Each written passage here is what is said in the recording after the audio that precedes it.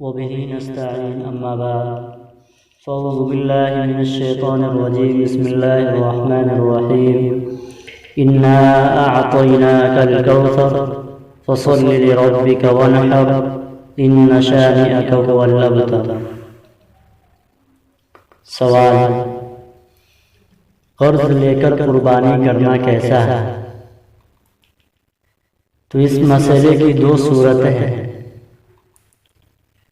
اول یہ کہ کسی شخص پر قربانی واجب ہے اور فی الحال اس کے پاس نقد پیسے کا انتظام نہ ہو تو وہ شخص قرض لے کر قربانی کرے اور قرض کو بعد میں ادا کرے۔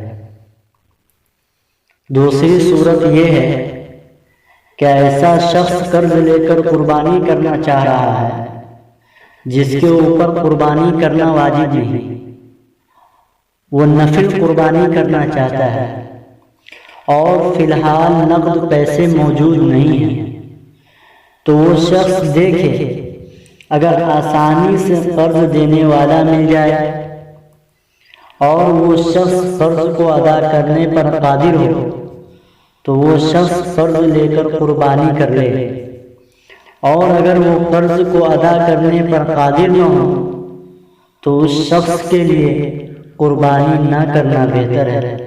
واللہ تعالی عالم۔